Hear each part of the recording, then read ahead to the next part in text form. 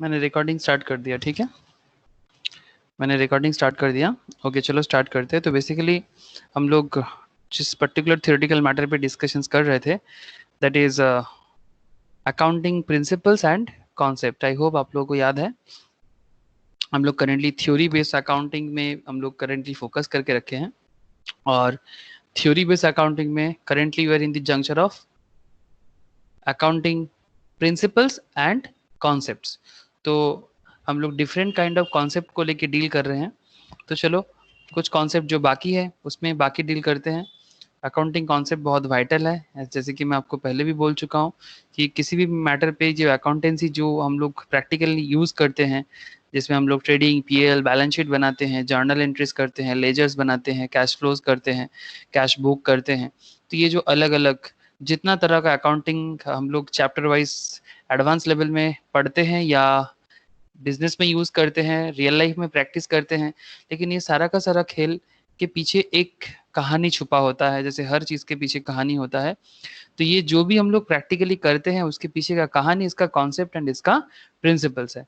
तो बिना principles and बिना कॉन्सेप्ट का कोई भी चीज आगे नहीं बढ़ सकता। तो सिमिलरली अकाउंट्स का भी अपना प्रिंसिपल्स है, अकाउंट्स का भी अपना कॉन्सेप्ट है। तो ये अकाउंट्स का प्रिंसिपल्स एंड कॉन्सेप्ट में हम लोग डिस्कस कर रहे थे। तो चलो बाकी जो भी है उसमें डिस्कशन आगे बढ़ाते हैं, ठीक है। ओके सर, चलो ओके, मैं स्क्रीन भी शेयर कर लेता हूँ आप सबसे।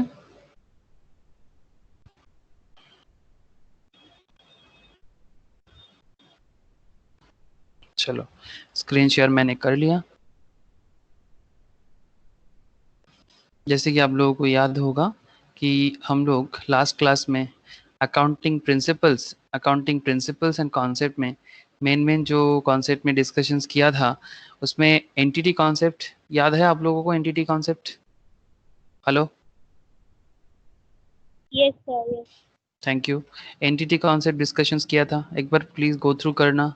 सर नोट शेयर नहीं किया मैंने, ठीक है, मैंने नोट शेयर नहीं किया, आज एक ही बार में कर दूंगा। मनी मेजरमेंट कॉन्सेप्ट, ये भी एक अनदर पॉइंट ऑफ व्यू है। मनी मेजरमेंट कॉन्सेप्ट, ये पॉइंट ऑफ व्यू में भी हम लोगों ने डिस्कशंस किया था, जिसमें हम लोग सिमिलर पैरामीटर में डॉलर, यूरो, इनका जो भी खेल था, अगर ट्रांजैक्शन सारा का सारा कैश में इंडियन मनी में हो रहा है तो पूरा का पूरा ट्रांजैक्शन को आप इंडियन मनी में दिखाओ, और अगर डॉलर में हो रहा है तो कम्प्लीटली डॉलर में कन्वर्ट करो, नहीं तो मेजरमेंट करना मुश्किल हो जाएगा। That's why the principle is called money measurement concept. मैंने ऑलरेडी डिस्कशंस कर चुका। ओके तो आज डिस्कस करने वाले हैं पीरियडिसिटी कॉन्सेप्ट पे। इट्स अनदर इम्पॉर्टेंट कॉन्सेप्ट जिसके ऊपर अकाउंटिंग थ्योरी बिल्डअप है। तो अनदर इम्पॉर्टेंट कॉन्सेप्ट में आज डिस्कस करते स्टार्ट करते हैं पीरियडिसिटी कॉन्सेप्ट में, ठीक है। पीरियडिसिटी, ये पीरियडिसिटी कॉन्सेप्ट किस तरह से अकाउंट्स में काम करते हैं ये चलो देखते हैं। तो चलो accounting principles and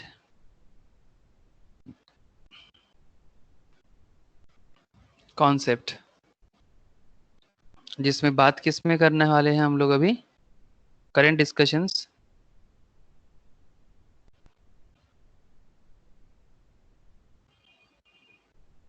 periodicity concept.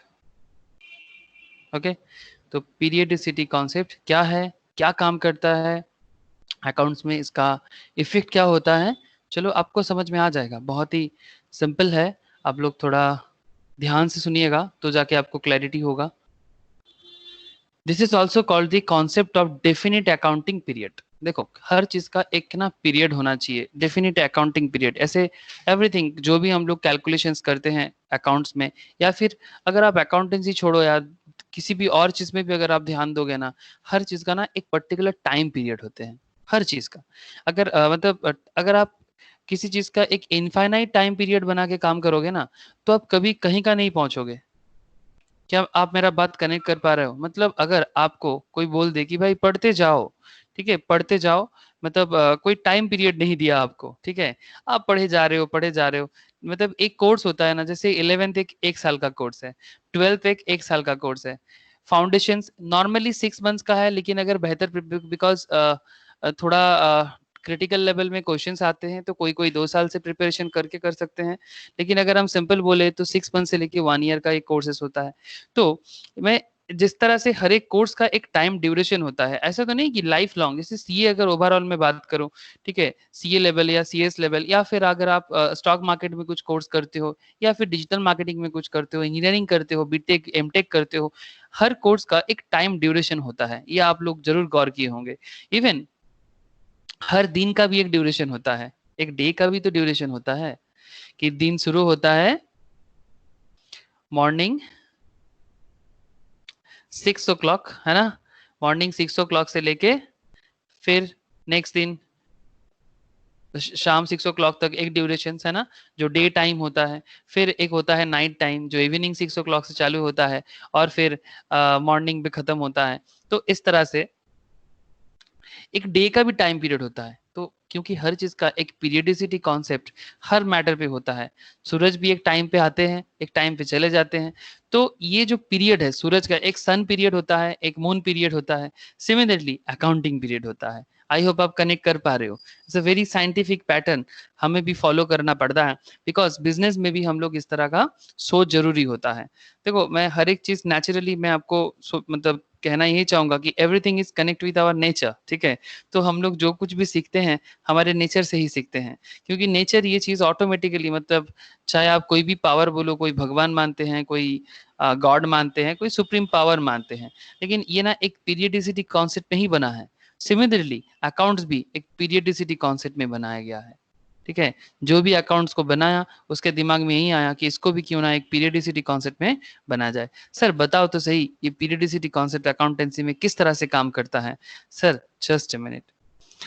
As per going concern concept, जैसे मैं आपको पहले भी बताया, आई होप आपको याद होगा, गोइंग कंसर्न एक्चुअली इसका जो कॉन्सेप्ट में डिटेल से भी डिस्कशंस नहीं किया, बट फिर भी गोइंग कंसर्न का मतलब यही होता है कि जब एक बिजनेस का बर्थ होता है ना, जब एक बिजनेस का बर्थ होता है, तो ये मान लिया जाता है, जब भी एक बिजनेस का जन्म होता है, बिजनेस बॉर्न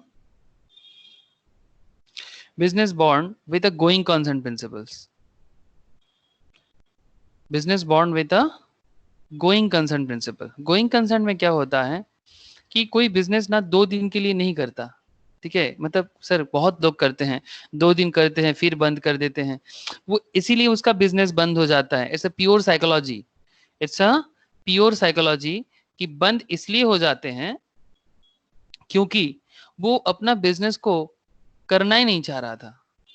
लेकिन बिजनेस तो एक गोइंग कंसर्न कॉन्सेप्ट है, इसका कॉन्सेप्ट ही गोइंग कंसर्न है। अगर कोई बोलेगा नहीं नहीं बाबा, थोड़ा लॉस हो जाता है तो दुकान बंद कर देंगे, हाँ ये नहीं, मतलब जैसे बिफोर कोरोना एक सिचुएशन और था, आफ्टर दी कोरोना सिचुएशन से एक और हुआ है, बहुत सारा बिजनेस को बहुत बहुत ज्यादा लॉस झेलना पड़ रहा है, लेकिन फिर भी उसके अंदर जो सरवाइव कर सकता है ना, जो डायनामिक है, वो अपने आप को सरवाइव करा रहा है। Sir business scenario is very very tough in the current moment through out the world, और इंडिया जैसे कंट्री में इसका इफेक्ट बहुत जोर का आया है। तो मैं कहना ये चाहता हूं कि बिजनेस का कॉन्सेप्ट ऐसा नहीं कि थोड़ा सा तूफान में, थोड़ा सा मतलब टफ सिचुएशंस में हम बिजनेस को बंद कर दें। बिजनेस ये कॉन्सेप्ट में बनता ही नहीं है, बिजनेस का कॉन्सेप्ट ऑलवेज गोइंग कंसर्न है। जैसे वो एक एड है, आप लोग जानते हो, एड का टैगलाइन है, कंपनी का नाम याद नहीं आ रहा है, बढ़ती का नाम जिंदगी, ये किस किस चीज में बोलता है? बढ़ती का नाम जिंदगी ना, ये टैगलाइन कभी सुने हो? जो भी हो, बढ़ती का नाम जिंदगी एक्चुअली है, कि हम लोग जिंदगी में आगे बढ़ने के लिए ही हमारे लाइफ को आगे बढ़ाते हैं। तो our life is also going concern. क्या आप लोग एग्री करोगे मेरे इस बात से कि हमारा लाइफ गोइंग कंसर्न है?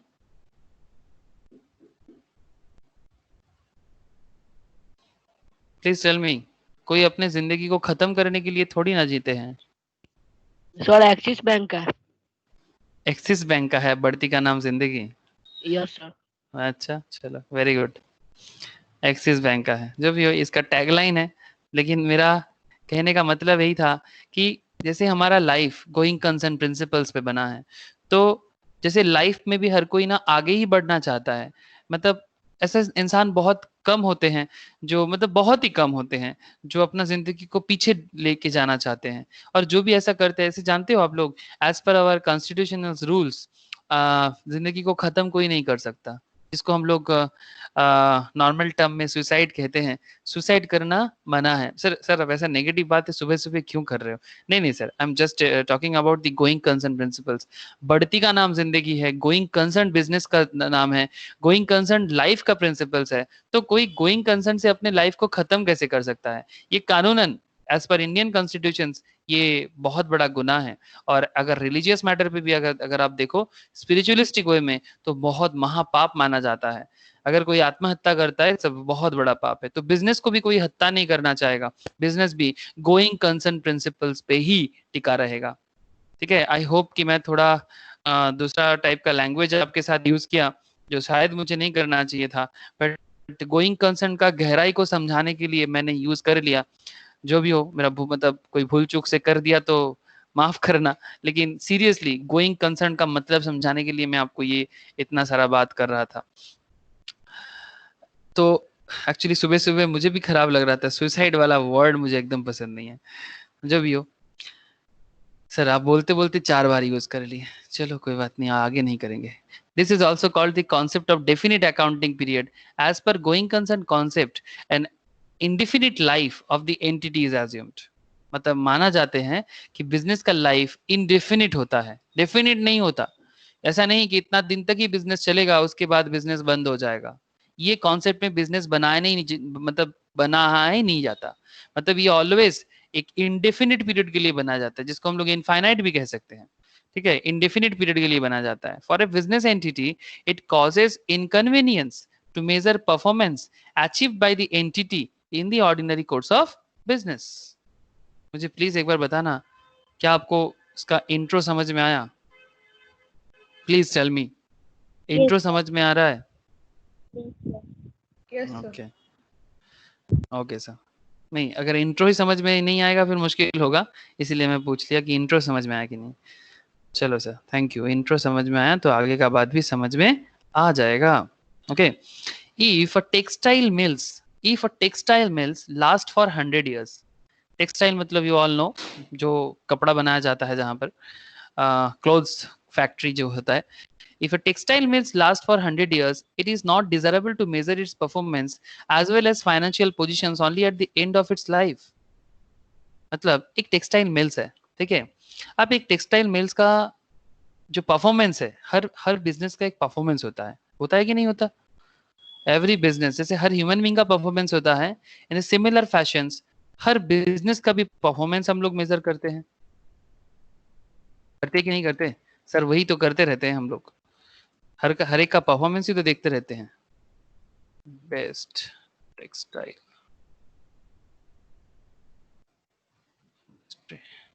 आई थिंक रिलायंस टेक्सटाइल बहुत फेमस है इंडिया में। हाँ, ये देखो कुछ ऑर्गेनाइजेशन यहाँ पर है जो टेक्सटाइल में इंडिया में टॉप करता है। अरविंद लिमिटेड, इसका रेवेन्यू आप देख सकते हो। अरविंद लिमिटेड का रेवेन्यू देखो 7,229 crore. Vardhman Vardhman textile limited, Welspun India limited, Raymond, you all know about Raymond, है ना? नाम सुने होंगे आप लोग। Trident limited, KPR mill, Page Industries, Nitin spinners, Vimal Vimal भी है, विमल विमल इंडस्ट्रीज, ये रिलायंस का है, ये भी बहुत बड़ा है। विमल इंडस्ट्रीज ये भी बहुत बड़ा है। तो जो टेक्सटाइल बिजनेस जब बनाया जाता है, तो टेक्सटाइल बिजनेस को बनाने के टाइम पे तो वो क्या सोचता है कि भाई मेरा बिजनेस चलता जाएगा ना, यही सोच के साथ वो करता है। हमारे मतलब दिस इज समझ में आ रहा है कि नहीं आ रहा है?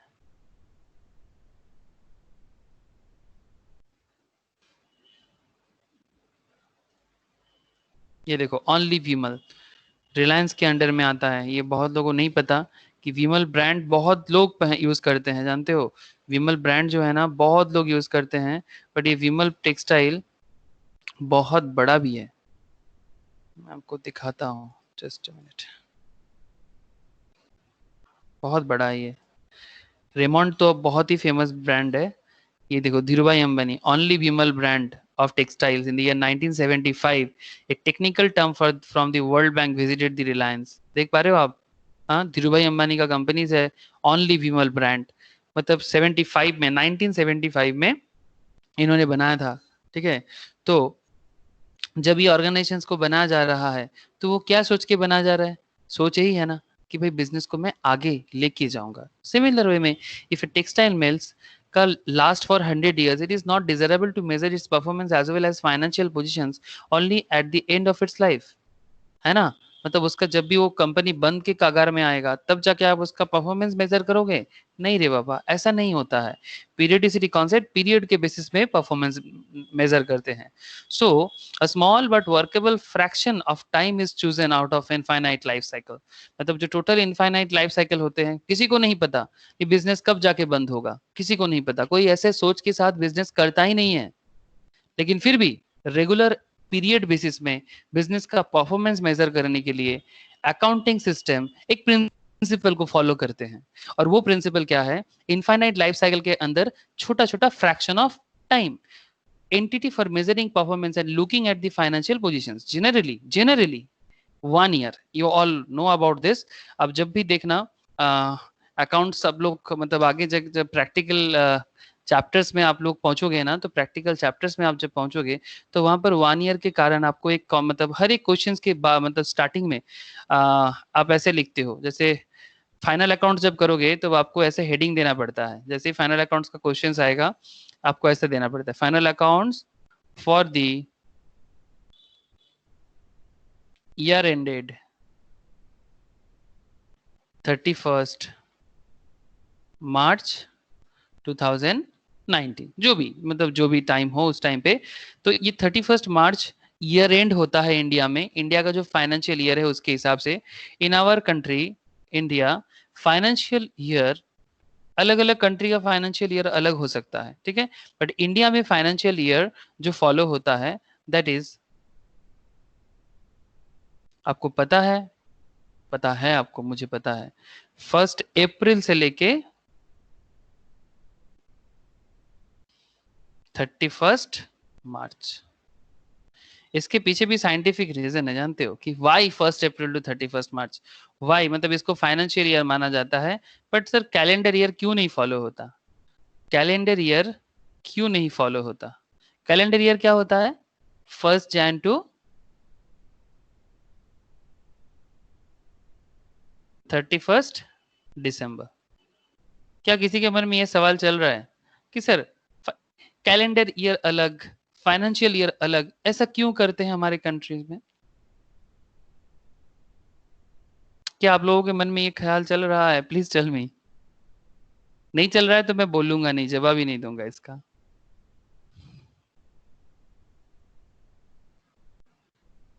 हेलो, स्निग्धा,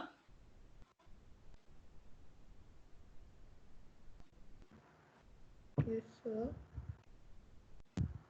क्वेश्चन अराइज हो रहा है मन में कि calendar year and financial year में डिफरेंशिएट क्यों किया गया? तो फिर मैं जब पूछ रहा हूँ कोई कुछ जवाब क्यों नहीं दे रहे हो? जो भी हो, किसी को पता है क्या? निकिता, प्रगति, किसी को भी समझ में आ रहा है? अरिजीत, कि क्यों कैलेंडर ईयर फॉलो नहीं करते हम लोग अकाउंटिंग सिस्टम के लिए? Why we should use financial year 1 April to 31st March? ये किसी किताब में लिखा नहीं रहता है। चलो मैं आपको एक कैलेंडर दिखाता हूँ, ध्यान से बोलिएगा। हाँ, अगर किसी को इंडियन कैलेंडर थोड़ा आता है, लाइक हिंदी कैलेंडर या बंगाली कैलेंडर जो इंडियन वेदर के साथ बना हुआ है, अगर आप उसके हिसाब से सोचोगे तो आपको समझ में आएगा कि इसके पीछे का क्या खेल है। ठीक है, इसमें थोड़ा देसी वाला फीलिंग होना जरूरी है। चलो मैं आपको कैलेंडर बताता हूँ, अगर किसी को आइडिया है तभी जाके हो सकता है। अच्छा मुझे एक चीज बताओ,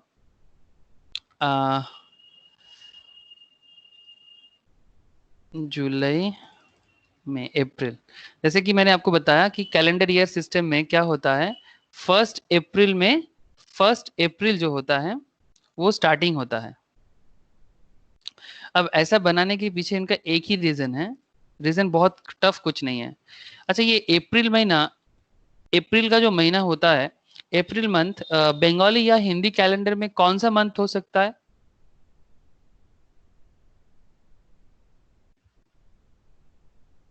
एनी आइडिया किसी को भी? किसी को आता है हिंदी कैलेंडर या बंगाली कैलेंडर? बैसाख, फर्स्ट ज्येष्ठ? हाँ, month first. Sir, first month होता है, नाम नहीं पता। हाँ, फर्स्ट मंथ होता है। बैसाख, बैसाखी मंथ पता है क्या? हाँ सर। हाँ, बैसाख, ज्येष्ठ, आषाढ़, श्रावण, भादर। हाँ, अभी अभी यही चल रहा है, अभी सावन क्या के बाद। चल रहा है? अभी सावन अभी खत्म होने वाला है। सावन अभी हो जस्ट गया एंड होगा। हो गया है क्या? सर। अच्छा, हाँ सर। बंगाली यस में सर, हो बंगाली, गया। एज पर सर अभी बंगाली कैलेंडर सावन थोड़ा सा बाकी है। थोड़ा सा बाकी है सावन महीना, ठीक है। और आई थिंक भाद्र का जो महीना है वो स्टार्ट चालू होने हो वाला जाएगा। हाँ, किसी हिंदी कैलेंडर में थोड़ा स्टार्ट हो चुका है और है। बंगाली में थोड़ा कुछ दिन बाद होने वाला है, लेकिन सेम टाइम पे चल रहा है। ये बड़ा साइंटिफिक है कैलेंडर सिस्टम।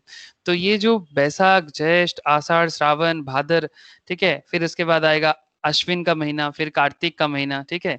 तो इस तरह से जो भी एकदम कार्तिक, आश्विन, कार्तिक, अग्रहायण, पौष, माघ, हाँ। फाल्गुन एंड चैत्र, ठीक है। ये जो महीने का सिस्टम है, दोनों हिंदी में भी सेम ही है जैसे बंगाली में है, एकदम सेम टाइप में। एक्चुअली ये these are from the Sanskrit system से आया है।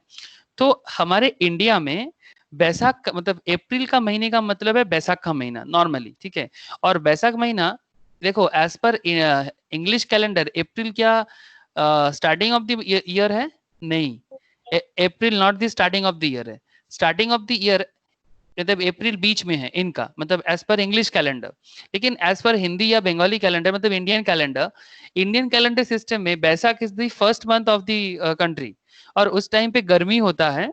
और बैसाख महीने में क्या होता है आप लोग जानते हो? एकदम बहुत एग्रीकल्चर के साथ जुड़ा हुआ पैटर्न है।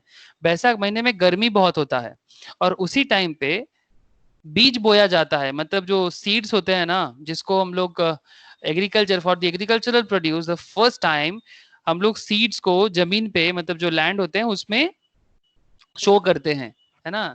सीड सोन करते हैं फर्स्ट टाइम।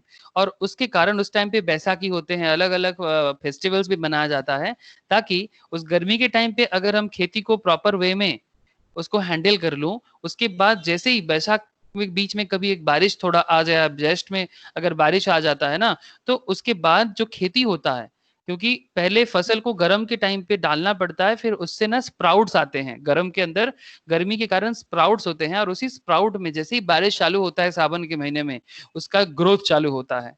इस तरह से अप्रैल महीने में जिस तरह से स्टार्टिंग ऑफ द कैलेंडर चालू होता है, मतलब इंडियंस मतलब बैसाख के थ्रू से, तो बैसाख, ज्येष्ठ, आषाढ़, श्रावण में जो भी बारिश के कारण 3-4 महीना लगता है, फिर जाके जो फसल आता है मतलब जो एग्रीकल्चरल प्रोड्यूस मार्केट में आते हैं, फिर वही चीज मार्केट में बिजनेस करता है कब?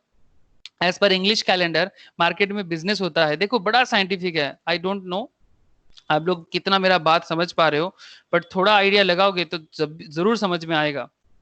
जैसे अप्रैल में बीज बोया, मई, जून, जुलाई, इस टाइम में थोड़ा फसल एक आ गया, फिर से जून जुलाई के बाद एक फिर से फसल बोया जाता है। आमोन होता है, बोरो होता है, अलग अलग चावल का होता है, गेहूं का अलग होता है। लेकिन देखो आप अगस्त के बाद जैसे सितंबर चालू होता है, इंडिया में फेस्टिव टाइम है। यस और नो? इट्स अ वेरी मतलब वेरी मतलब प्रैक्टिकल कॉन्सेप्ट कि जैसे ही फसल आ जाता है घर में, लोगों के पास एग्रीकल्चरल प्रोड्यूस पहुंच जाते हैं। और फिर उस एग्रीकल्चरल प्रोड्यूस मार्केट में कंजम्पशन भी होता है, सेल होता है, लोगों के पास पैसा आता है। फिर लोग क्या करते हैं, उस पैसे से अपना फेस्टिव बनाते हैं। तो गणपति पूजा से चालू होता है, जैसे कि ऑल नो गणेश जी का पूजा, फिर सितंबर से गणेश जी, फिर विश्वकर्मा भगवान, फिर धीरे धीरे अक्टूबर आते हैं। अक्टूबर में दुर्गा मैया का जो बंगाल में बहुत बड़ा है और पूरा all over India and world में मनाया जाता है दुर्गा पूजा। फिर दुर्गा पूजा, फिर दिवाली है। फिर दिवाली जैसे बंगाल में होता है उस टाइम पे काली पूजा। अक्टूबर नवंबर अप टू नवंबर तक, ये सितंबर अक्टूबर नवंबर, ये जो 3 मंथ्स है, ये बेसिकली इंडियंस का फेस्टिव टाइम है। एम आई राइट और रॉन्ग? Right sir. है ना। तो देखो पहले आप इनकम करोगे, है ना। पहले आप बेसिकली आपका प्रोड्यूस जो आपका नीड है, जो आपका डेली नीड्स है, वो आपका कब चालू हुआ? As per English calendar April, and as per Hindi and Bengali Indian calendar that is Baisakh. Okay, तो इंडिया के लिए बैसाख क्या है? The first month of our country. मतलब बड़ा साइंटिफिक है, क्योंकि उसी टाइम पे हम अपना खाने का जुगाड़ लगाते हैं। We basically procure our foods and money also, because हमारा प्रोक्योरमेंट प्रोसेस चालू होता है। फिर फेस्टिव टाइम चालू होता है सितंबर से इंडियंस का फेस्टिव टाइम चालू हो जाते हैं, बिकॉज जो भी उसने कंजम्पशन किया, उस कंजम्पशन से जो भी उसका सेल हुआ, परचेस हुआ, उसका इनकम हुआ, अब उस इनकम को एक्सपेंस करने का टाइम आ गया, है ना। फिर उसको एक्सपेंस करते हैं, फिर उसको एक्सपेंस करने के बाद जो भी उसका एक्सपेंडिचर करने के बाद धीरे धीरे उसका पैसा खर्च हो जाता है। फिर दिसंबर जनवरी के बाद फिर से एक ठंडे का मौसम आता है, ठीक है, उस टाइम पे फिर से नया एक टाइम आता है, फिर ये टाइम चलता है अप टू चैत्र तक। It's another scenario. तो जैसे ही चैत्र आ जाएगा, मतलब फिर से अप्रैल में जाके, मतलब 1 अप्रैल से लेके 31 मार्च, अगेन 31 मार्च आ जाएगा। ये देखो फिर से मार्च आ जाएगा, जैसे ये मार्च यहाँ पर खत्म होगा तो उसको ईयर एंड माना जाएगा, मतलब ईयर का स्टार्टिंग एक पैटर्न से होता है तो ईयर का एंडिंग भी एक पैटर्न से होता है। तो बेसिकली जो अप्रैल टू मार्च का खेल है ना, ये बेसिकली एज पर आवर, आप अगर देखो मार्च अप्रैल चैत्र महीना ही होता है अगर आप देखोगे तो, ठीक है। तो ये मार्च अप्रैल के साथ अगर चैत्र एंड मतलब बैसाख का एक जंक्चर पॉइंट है, तो और बैसाख से लेके चैत्र जो होता है ये एज पर इंडियन कैलेंडर हमारा स्टार्टिंग होता है बैसाखी से, जो पंजाब का बहुत फेमस फेस्टिवल है बैसाखी। बंगाल में भी पहला बोईसाख के नाम से जाना जाता है, और भी अलग अलग स्टेट्स में भी मनाया जाता है। तो I think you can connect कि क्यों हमारा फाइनेंशियल कैलेंडर इस तरह से बनाया गया है। क्या आप कनेक्ट कर पा रहे हो सर? प्लीज एक बार बताना। इट्स बड़ा हटके टाइप का नॉलेज था, मतलब सबको ये पता है कि फाइनेंशियल ईयर 1 अप्रैल से लेके 31 मार्च है, सबको ये भी पता है कि हमारा कैलेंडर ईयर 1 जनवरी से लेके 31 दिसंबर तक मनाया जाता है, दोनों सबको पता है। बट कभी किसी के मन में ये सवाल क्यों नहीं आता कि क्यों कैलेंडर ईयर जन टू दिसंबर सिमिलर वे में फाइनेंशियल ईयर क्यों नहीं मेंटेन किया जा सकता? स्टूडेंट्स को क्यों अलग से अप्रैल से मार्च तक का कैलेंडर, मतलब एक फाइनेंशियल ईयर अलग से रेडी करना पड़ता है, उसके साथ हैबिचुएट होना पड़ता है? व्हाई? बिकॉज करेंटली हमारा एजुकेशन सिस्टम, करेंटली हमारा ऑफिशियल कल्चर इंग्लिश पैटर्न पे चलता है, लेकिन हमारा वेदर तो इंग्लिश पैटर्न पे नहीं चलता। क्या इंडियंस वेदर इंग्लिश पैटर्न पे चलता है? क्या हमारा वेदर ब्रिटिश कंडीशंस के साथ है? नहीं ना। हमारा वेदर, हमारा एग्रीकल्चरल प्रोड्यूस, हमारा नेचुरल सिस्टम, वो तो इंडियन ही है, वो तो नहीं बदल सकते हम। चाहे हम कितना भी इंग्लिश में डेटा को रट ले, चाहे हम कितना भी इंग्लिश का कैलेंडर फॉलो कर ले, लेकिन सुबह उठ के जो सन का रे आता है ना, वो देसी वाला ही आता है। रात को सोने के टाइम पे जो सन आता, मून का जो लाइट होता है, वो भी इंडिया का मून लाइट है। तो अल्टीमेटली ये पैटर्न देसी पैटर्न है, और अल्टीमेटली हम लोगों ने क्या किया, देसी पैटर्न को विदेशी पैटर्न जो इंग्लिश कैलेंडर के साथ एक मार्च करके हम लोग अपना फाइनेंशियल ईयर को बनाया। क्या आप लोगों को समझ में आया? देखो मैं लॉजिक के साथ बताया, ऐसे नहीं कि मनगढ़ंत कुछ भी कह दिया। अगर आपको थोड़ा सा भी अपने देश के बारे में पता है कि इंडिया में कब क्या होता है, इंडिया का वेदर कंडीशंस कैसा है, इंडिया में क्यों इस टाइम पे ये होता है, क्यों उस टाइम पे वो होता है, if you really can connect with your country, चाहे आप एजुकेशन किसी भी फील्ड का ले लो, फर्क नहीं पड़ता, बट प्लीज अपना कंट्री को जानो, अपना कंट्री का वेदर कंडीशंस जानो, अपना कंट्री का हिस्ट्री जानो, अपना कंट्री का ज्योग्राफी जानो, अपना कंट्री का नेचुरल कंडीशन जानो। अदरवाइज प्रॉब्लम क्या है बोलो तो, क्यों इंडिया डेवलप नहीं हो पाता? बिकॉज हम लोग कॉपी करते हैं दूसरे का सिस्टम, और उसको अप्लाई करते हैं देसी सिस्टम में। फॉरेन सिस्टम को देसी सिस्टम में अप्लाई करोगे तो मुश्किल क्या हो जाता है, क्रैश कर जाएगा ना वर्जन। हेलो, क्रैश करेगा कि नहीं करेगा? आपके लैपटॉप में विंडोज 7 है, ठीक है, आपके लैपटॉप में विंडोज 7 है, मार्केट में एक सॉफ्टवेयर आया जो विंडोज 10 में सपोर्ट करता है, और विंडोज जो सॉफ्टवेयर विंडोज 10 में सपोर्ट करता है, आप उसको विंडोज 7 में जबरदस्ती यूज करने का कोशिश करोगे तो आपका एंड्रॉइड सिस्टम फेलियर होगा कि नहीं होगा? आपका विंडोज सिस्टम फेलियर होगा कि नहीं होगा? Please tell me. Am I? हाँ, होगा ना। एग्जैक्टली हमारे कंट्रीज के साथ ना कुछ ऐसा ही हो रहा है, ठीक है, कि हम लोग अपना चीज यूज कुछ नहीं करते। चाइनीज इस मैटर पे ना काफी आगे है, वो हर एक चीज में अपना पैटर्न फॉलो करता है, चाहे कुछ दुनिया भर में कुछ भी हो जाए, वो चाइनीज अपना पहचान नहीं भूलता। अपने इंडिया में एक पर्टिकुलर एरिया है जो कोशिश करता है अपना देसी चीज को रखने का, that is southern part of India. वो देसी ड्रेसेस भी पहनते हैं, देसी खाना भी खाना ज्यादा पसंद करते हैं, इसलिए comparatively southern part of India में काफी डेवलप है compared to other parts of India. जो भी हो सा पीरियडिसिटी कॉन्सेप्ट में मुझे बोलने के लिए मजबूर होना पड़ा, इसलिए मैं बोल दिया। पता नहीं सर, आप लोग रोज मेरे पे गुस्सा तो नहीं हो जाते हो सर? रोज आपका नया नया लॉजिक अच्छा नहीं लगता? अच्छा ही लगता ना सर, रोज न्यू न्यू कुछ ना कुछ। हाँ, करेंट सिस्टम को क्रिटिसाइज करता हूँ, गुस्सा हो जाते हो आप लोग? चलो सर, गुस्सा No. हो जाओ। हाँ, नो सर, ओके कोई बात नहीं, फिलहाल जो किताब में है पढ़ लो। लेकिन हम लोग अल्टीमेटली एडजस्ट कर लिए ना अपने आप को अल्टीमेटली अप्रैल महीने में ही अपना फाइनेंशियल ईयर बिल्डअप कर दिए स्टार्टिंग में, और 31 मार्च में एंड कर दिए। सो चलो कोई बात नहीं, स्टोरी से वापस आ जाओ, पीरियडिसिटी कॉन्सेप्ट में फिर से ध्यान बांटो। Generally, 1 year period is taken up for performance measurement and appraisal of financial positions. However, it may also be 6 months or 9 months or 15 months. मतलब चाहे तो आप अपना बिजनेस 6 months periodicity पे भी कैलकुलेशंस कर सकते हो। मतलब अगर आपको लगता है कि नहीं नहीं मुझे 6 months में परफॉर्मेंस अप्रेजल करना है, तो what is the meaning of performance appraisal? Performance appraisal का मतलब होता है, अप्रेजल का मतलब होता है सिलेक्शन। ओके, अप्रेजल का मतलब होता है सिलेक्शंस। अगर आपको लगता है कि आप 6 मंथ्स में अपना बिजनेस का परफॉर्मेंस चेक करना चाहते हो, तो आप 6 मंथ्स के अपना एक अकाउंटिंग हिसाब लगा लो।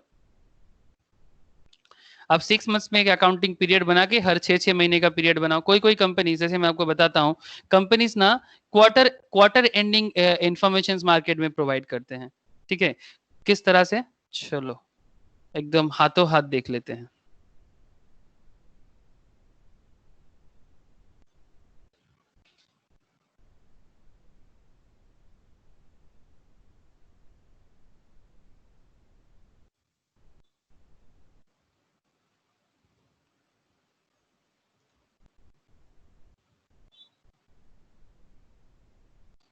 जैसे कि आप देख पा रहे हो, मैंने यहाँ पर लिखा रिलायंस क्वार्टर रिजल्ट्स, तो यहाँ पर रिलायंस इंडस्ट्रीज का क्वार्टरली रिजल्ट्स आपको दिखेगा।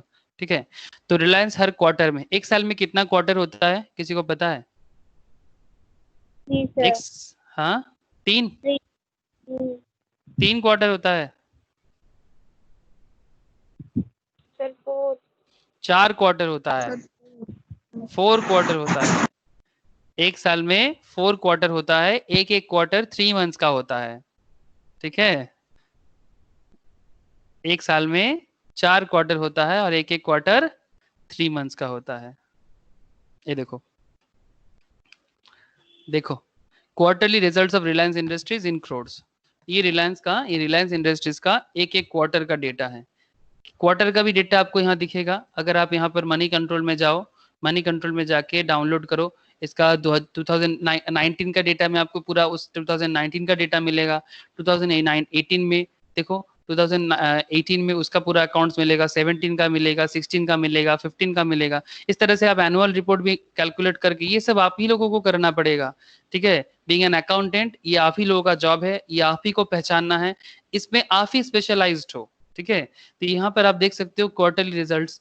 जैसे इसमें आप देखो कि हम लोग अकाउंटेंसी करके क्या फाइंड आउट करते हैं कि क्या सेल है, क्या इनकम है, क्या प्रॉफिट है ही ना। तो जून 20 का इसका रिपोर्ट देखो, एकदम रिसेंट डेटा मैं आपके साथ शेयर कर रहा हूँ। ये 47,461 करोड़ का जून 20 में इसका प्रॉफिट हुआ, नेट सेल हुआ था। ठीक है, टोटल इनकम फ्रॉम ऑपरेशंस हुआ था 47,461 का।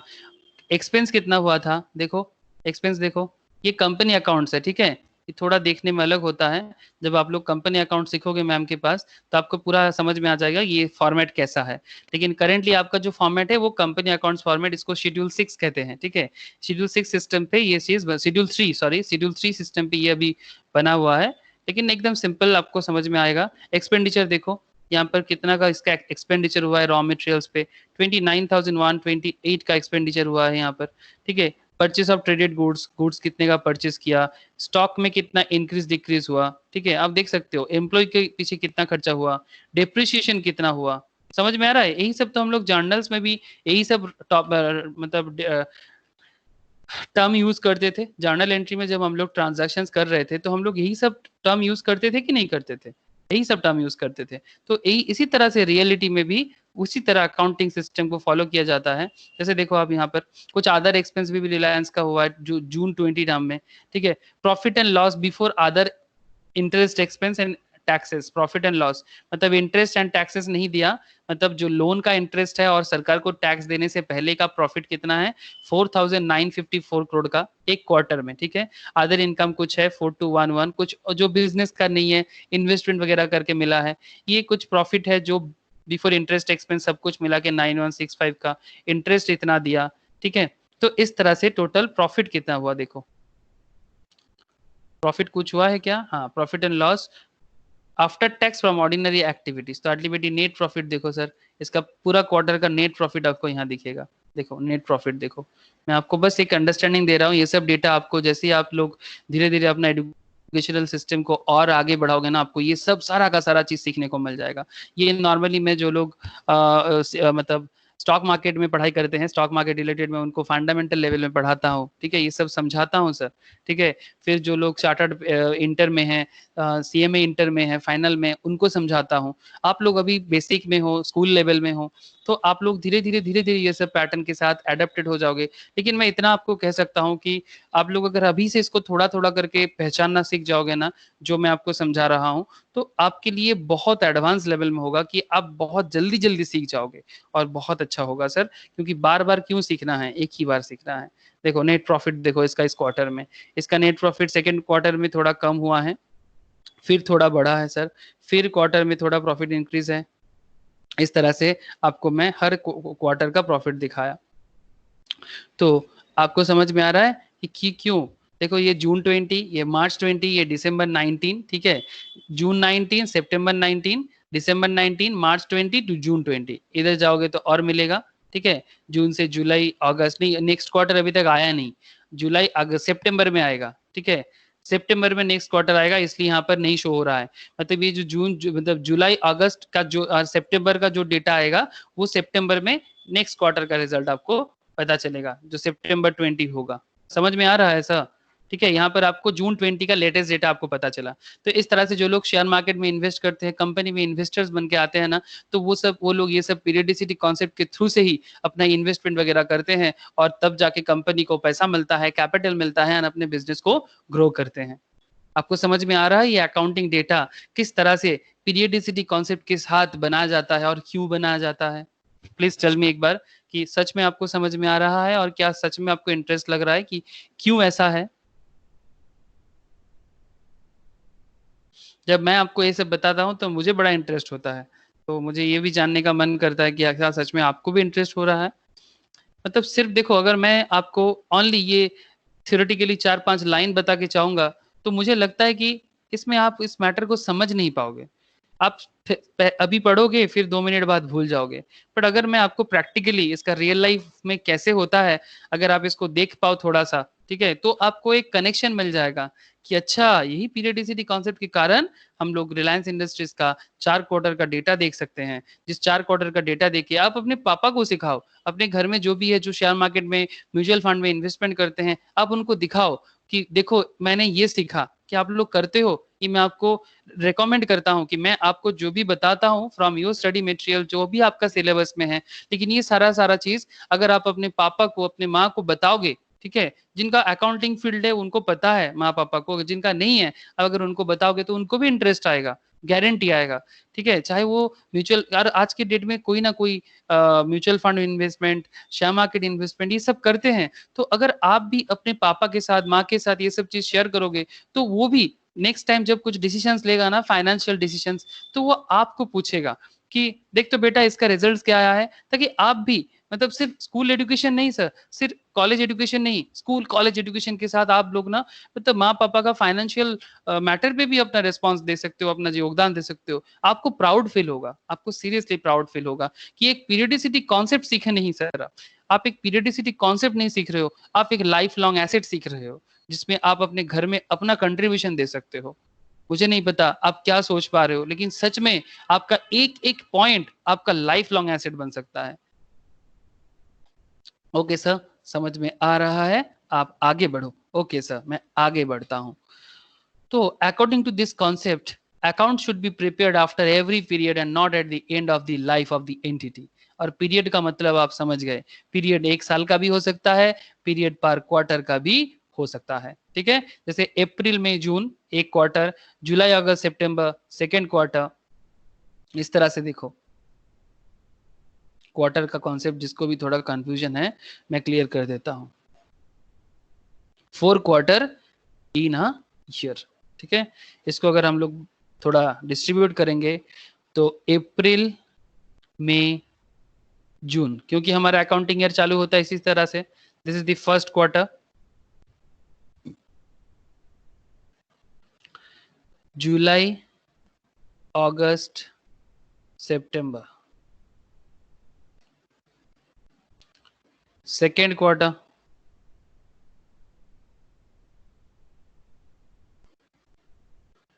अक्टूबर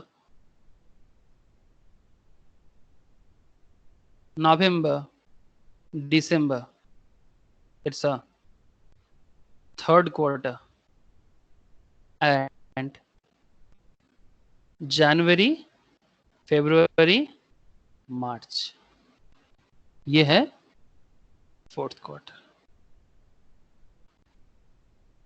समझ में आया? तो नॉर्मली कंपनीज के केस में क्वार्टर एंडिंग में उसका रिजल्ट होता है, और पर क्वार्टर में ही कंपनी का स्टॉक मार्केट में ना बहुत ज्यादा अप डाउन होता है, because lots of investors wait करते हैं कि फर्स्ट क्वार्टर एंडिंग में क्या रिजल्ट होगा। अगर अच्छा रिजल्ट होगा, अच्छा प्रॉफिट होगा, तो वो हो सकता है कंपनी में थोड़ा ज्यादा इन्वेस्ट करे, उसमें उसका इन्वेस्टमेंट डिसीजंस उसमें लगा रहता है। अगर आप लोग ये सब में इंटरेस्टेड रहोगे, मुझे आप लोग पूछना कि सर मैं घर में शेयर करना चाहता हूँ कि किस तरह से कंपनी लेवल में घर में या म्यूचुअल फंड्स लेवल में मैं डेटा कलेक्ट करके मैं किस तरह से कर सकता हूँ, तो मैं आप लोगों को नॉर्मली छोटा मोटा गाइड अभी कर सकता हूँ, ताकि आपका इंटरेस्ट बढ़े। मेरा मेन ऑब्जेक्टिव यही है कि आप पढ़ाई को एंजॉय करो, आप पढ़ाई का मेन जो मतलब एंजॉयमेंट के साथ जो भी आप पढ़ रहे हो ना, उसको आप रियलिटी में यूज कर पाओ। That is my main objective, कि जब तक आप इसको रियलिटी में यूज नहीं कर पाते, आप अपना योगदान बढ़ा नहीं सकते, मतलब अपना कंट्रीब्यूशंस करो सोसाइटी के लिए, अपने घर के लिए। स्टार्टिंग मतलब बोलते हैं ना कि चैरिटी बिगिंस एट होम। अगर आपको थोड़ा सा भी कुछ करना है तो पहले अपने घर में करो, फिर धीरे धीरे अपने सोसाइटी में करो, फिर लोगों के अंदर स्प्रेड करो। नॉलेज जितना स्प्रेड करोगे उतना बढ़ता है। एक को स्प्रेड करोगे तो मल्टीप्लाई होके 4 गुना बढ़ सकता है। नॉलेज ऐसा चीज है, नॉलेज को कभी दबा के मत रखना। अगर नॉलेज को आप अपने अंदर थोड़ा प्रेशराइज करके दबा के रखोगे तो नॉलेज कभी स्प्रेड नहीं होगा। नॉलेज बढ़ाओ तो आपका नॉलेज बढ़ेगा। यही एक रीजन है मैं टीचिंग प्रोफेशन लिया, नहीं तो मैं कभी जिंदगी में टीचर नहीं बनना चाहता था। जब मुझे पता चला कि नॉलेज स्प्रेड करने से अपना ही नॉलेज बढ़ता है, तब मैंने सोचा कि मुझे जिंदगी में और कुछ नहीं करना है, सिर्फ नॉलेज की कदर करना है। जब यो मैं अपना ऑब्जेक्टिव बताया आपको। Thus, for performance appraisal, it is not necessary to look into the revenue and expense of an unduly long time frame. This concept makes the accounting system workable and the term accrual meaningful. ये accounting system को workable बनाते हैं and accrual term को meaningful बनाते हैं। If one thinks of indefinite time frame, अगर कोई indefinite time frame के लिए सोचता है कि अभी छोड़ो यार, एंड पे देखा जाएगा, nothing will accrue, है ना, हर चीज चलता जाएगा, कब खत्म होगा किसी को नहीं पता, तो फिर एक्रू क्या करोगे? जैसे कि आपको पता है कि मैंने एक्रू कंसेप्ट आपको पहले भी बताया, याद है ना, जर्नल एंट्री करने के टाइम पे मैं आपको बताता था। एक्रू मतलब ड्यू, तो किसी से किसी का कुछ ड्यू है, अगर वो इंडिफिनिट कॉन्सेप्ट यूज करता है, आप मुझे एक चीज बताओ, इंडिफिनिट कॉन्सेप्ट अगर वो यूज करेगा तो ड्यू का कोई एंड नहीं होगा। आपको किसी से पैसा मिलने वाला है तो वो आपके बिजनेस को किसी से पैसा मिलने वाला है, business will get some money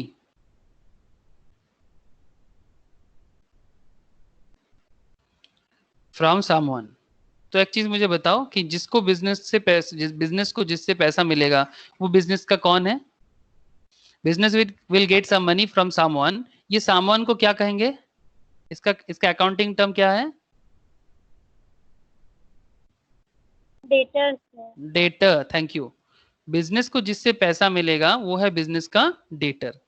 debtor को हम लोग ड्यू करते हैं ना। हम लोग जब जर्नल एंट्री किए थे, आपको याद होगा कि जर्नल एंट्री करने के टाइम पे आप लोग कोई मुझे क्रेडिट सेल का एंट्री बता सकते हो?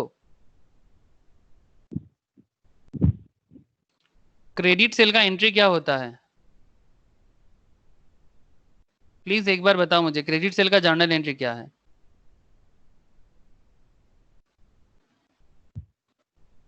Sir, Siam account DR to sale account. Shyam कौन है? श्याम कौन है? Debtor acquire. तो बोलो ना, श्याम बोलने का भी जरूरत नहीं था। श्याम बेसिकली डेटर है, तो debtor account debit to sales, है ना?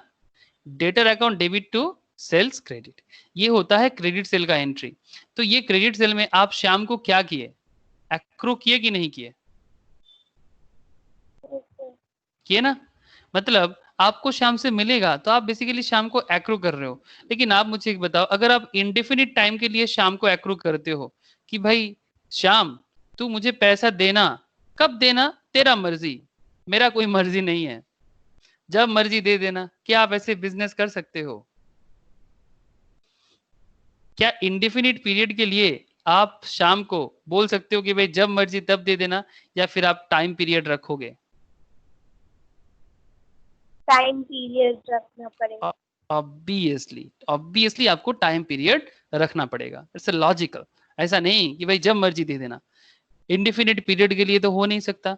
तो वही तो कह रहा है, ठीक है, लैंग्वेज वही कह रहा है। देखो, दस performance of appraisal it is not necessary, sorry यहां पर था, according to this concept, account should be prepared after every period and not at the end of life of the entity. Usually the period is 1 calendar year, we generally follow from 1st April to 31st March. Thus for performance appraisal it is not necessary to look into the revenue expense for an unduly long time frame. This concept makes the accounting system workable and the term accrual meaningful. If one thinks of indefinite time frame, nothing will accrue, there cannot be unpaid expense and non received revenue. ठीक है, मतलब ऐसा कुछ concept रहेगा ही नहीं। तब तो accrued expense और accrued revenue is only with reference to a finite time frame. ये एक्रूड रेवेन्यू एंड एक्रूड मतलब हमें रेवेन्यू मिलने वाला है या फिर मुझे खर्चा करने, मुझे खर्चा करना है, जिसको हम एक्रूड एक्सपेंस मतलब मेरा खर्चा करना है बट मैंने अभी तक एक्सपेंस किया नहीं, ठीक है। मतलब जो आपका पेएबल है, पेएबल मतलब क्या, आपको पे करना है, एंड रिसीवेबल मतलब क्या, रिसीवेबल एंड पेएबल में डिफरेंस क्या है? पेएबल मतलब आपको खर्चा करना है, आपने अभी तक किया नहीं, that is your accrued expense. And receivable का मतलब जैसे बिल्स रिसीवेबल होता है ना, मैंने आपको सिखाया था जर्नल में बिल्स रिसीवेबल, याद है कि नहीं है? है ना। तो बिल्स रिसीवेबल मतलब आपको रिसीव करना है, अभी तक आपने रिसीव किया नहीं। ओके, तो ये जो दो कॉन्सेप्ट है, अकाउंट एक्रूड एक्सपेंस और एक्रूड रेवेन्यू, ये कॉन्सेप्ट तो होता ही नहीं, is only with reference to a finite time frame. मतलब जिसको आप फाइनाइट कर सकते हो, मतलब एक पर्टिकुलर टाइम फ्रेम में बांध सकते हो, that is the periodicity concept which is called accounting period. उसी को हम लोग क्या कहते हैं? उसी को हम लोग अकाउंटिंग पीरियड कहते हैं। दस periodicity concept facilities in comparing of financial statements of different periods, uniform and consistent accounting treatment for ascertaining the profit and asset of the business। ये मैंने आपको अभी रिलायंस का जो दिखाया, आपको रिलायंस का जो क्वार्टर रिजल्ट्स आपको अभी मैंने शो किया, वही तो है रिलायंस का quarter results. Uniform and consistent accounting treatment for ascertaining the profit and assets of the business। Hello, ये तो मैंने अभी आपको शो किया ना एकदम रियल लाइफ का। ये देखो, ये रिलायंस का क्या है, उसका प्रॉफिट एंड एसेट्स, बिजनेस का एसेट्स वगैरह देखने के लिए तो मैंने इतना सारा चीज आपको दिखाया। देखो पब्लिक शेयर होल्डिंग कितना क्या है, उसका पूरा पर क्वार्टर का पूरा डेटा आपको मैंने अभी दिखाया। तो बेसिकली यही तो कारण है जिसके कारण पीरियडिसिटी कॉन्सेप्ट को हम लोग यूज करते हैं। ओके सर, समझ में आया?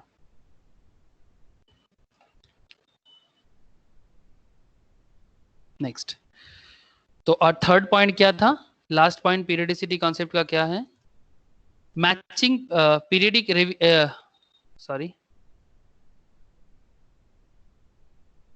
हाँ, matching periodic revenues, matching periodic revenues with expense. मतलब हर पीरियड में आपको जो रेवेन्यू मिलता है उसको आपको अपने एक्सपेंस के साथ मैच करना चाहिए for getting correct results of the business operations. मतलब इसका मतलब बहुत सिंपल है कि अगर किसी पर्टिकुलर क्वार्टर में, किसी क्वार्टर में अगर आपको रेवेन्यू जनरेट हो रहा है तो उस रेवेन्यू जनरेशंस के पीछे, रेवेन्यू जनरेशंस के बैक एंड में एक्सपेंस तो जनरेट हुआ था।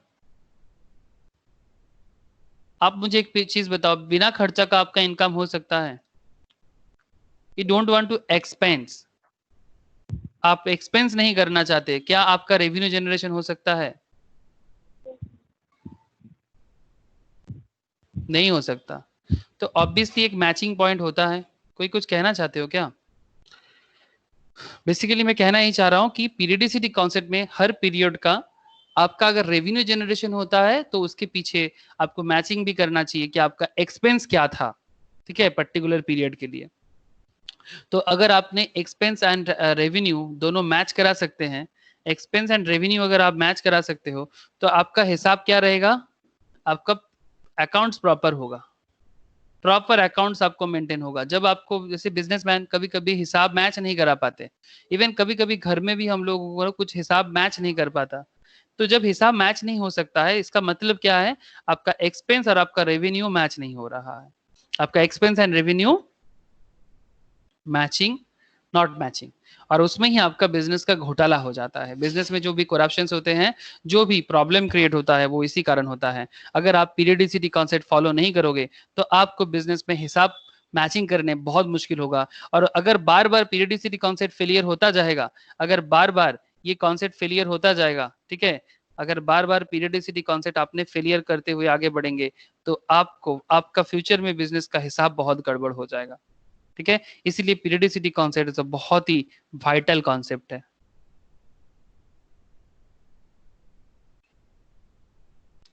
For accounting practice. Please tell me sir, समझ में आया कि नहीं?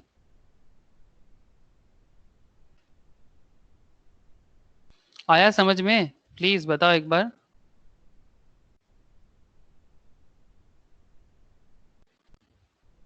है सर।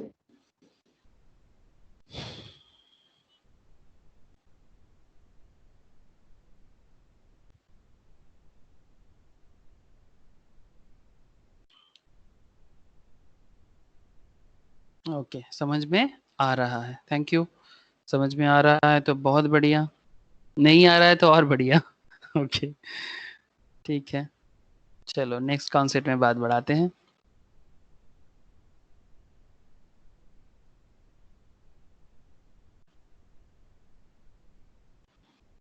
समझ के पढ़ो तो याद भी जल्दी होता है, बिना समझ के पढ़ो तो याद कभी नहीं होता है। Next, accrual concept. चलो, अगर पीरियडिसिटी कॉन्सेप्ट में बात हो गया था तो एक्रुअल कॉन्सेप्ट में कुछ गहराई है। एक्रुअल का मतलब तो ये आपको क्लियर हो गया है, बट इसकी बात कर लेते हैं। Under accrual concept, the effect of transaction and other events are recognized on mercantile basis. What is the meaning of this mercantile system? Mercantile system मतलब जहां accrual concept follow होता है ना, उसी को mercantile basis भी कहते हैं। जैसे mercantile का मतलब बिजनेस करने का बेसिस, बिजनेस मार्चेंट से मार्केंट आया है। मार्केंटाइल का मतलब जहां ड्यू बेसिस फॉलो होता है, एक्रुअल बेसिस फॉलो होता है, उसी को मार्केंटाइल बेसिस भी कहते हैं। तो when they occur and not as cash or cash equivalent is received or paid, देखो पॉइंट ध्यान से सुनना। Under accrual concept, the effect of transactions and other events are recognized on mercantile basis. That is, when they occur and not as cash or cash equivalent is received or paid, and they are recorded in accounting records and reported in the financial statements of the periods to which they relate. Financial statements prepared on the accrual basis inform users not only of past events involving payment and receipt of cash, but also obligation to pay cash in the future and of resources that represent cash to be received in the future. To understand the accrual assumptions knowledge, revenues and expense is required. हमें इसको समझने के लिए revenue and expense का एक आपको हिसाब दिखाना पड़ेगा। Revenue is the gross inflow of cash and receivables and other consideration arising in the course of the ordinary activities. मैं आपको बताता हूं कि इसका बाकी खेल क्या है। जस्ट अ मिनट, अभी क्लियर हो जाएगा। चिंता का विषय नहीं है एकदम। चिंता अगर करना नहीं है, चिंता दूसरे को देना है। वो बोलते हैं ना, टेंशन लेने का नहीं, देने का है। Of an enterprise from sale of goods, from rendering service and from the use by the users of enterprise resources yielding interest, royalties and dividends. For example, चलो एग्जांपल देखो, आपको पूरा का पूरा इतना देर से जो भी बात कर रहा था पूरा क्लियर होगा। मिस्टर एक्स स्टार्टेड ए क्लोथ मर्चेंडाइजिंग। मिस्टर एक्स कपड़ा का बिजनेस चालू किया। he received 50,000, bought merchandise worth rupees 50,000। उसने इन्वेस्ट किया 50,000, बॉट मर्चेंडाइज वर्थ 50,000। पहले बिजनेस में इन्वेस्ट किया। इन्वेस्ट कितना किया? 50,000। बिजनेस इन्वेस्ट किस में किया? बिजनेस पे किया। बिजनेस में इन्वेस्ट किया, फिर मर्चेंडाइज लिया। मर्चेंडाइज मतलब क्लॉथ, जो जिस चीज का उसका बिजनेस होता है उसको कहते हैं मर्चेंडाइज। ओके, तो मर्चेंडाइज मतलब जिस पर्टिकुलर प्रोडक्ट का बिजनेस होता है ना, उसी को कहते हैं मर्चेंडाइज। मर्चेंडाइज में सच कोई बड़ा बात नहीं है।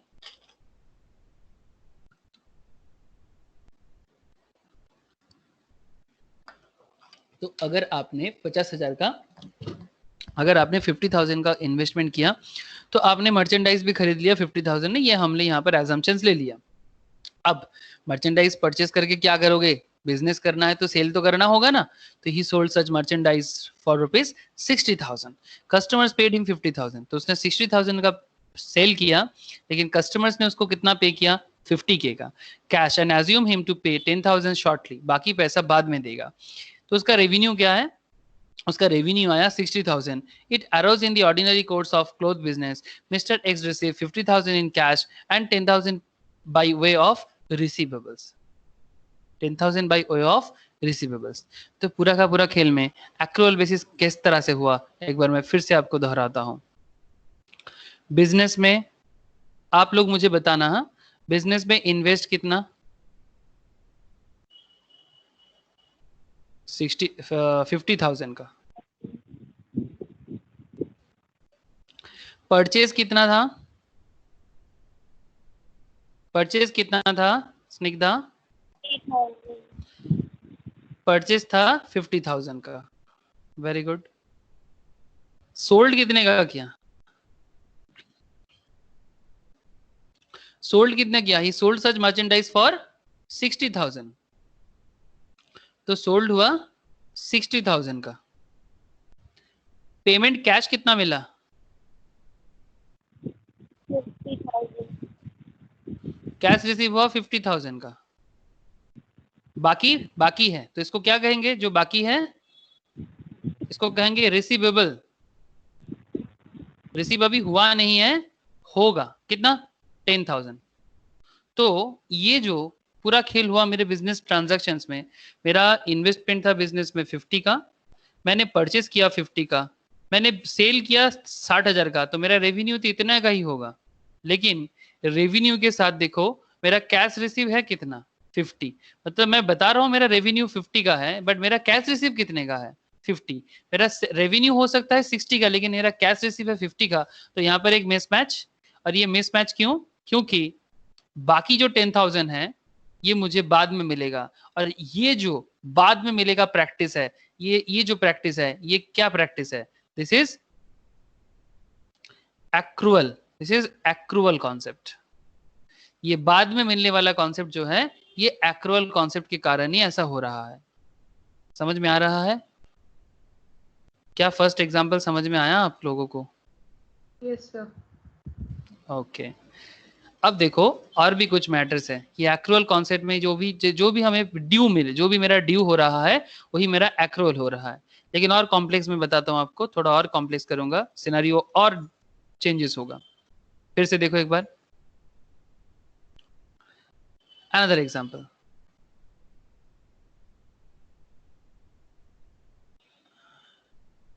एन इलेक्ट्रिसिटी कंपनी, एक इलेक्ट्रिसिटी सप्लाई, ठीक है, एन इलेक्ट्रिसिटी सप्लाई अंडरटेकिंग्स। जैसे अगर मैं कोलकाता में बात करूं तो CESC बोल सकता हूं, हाँ, CSC, Calcutta electric supply CSC corporation, CESC, Calcutta electric supply corporation.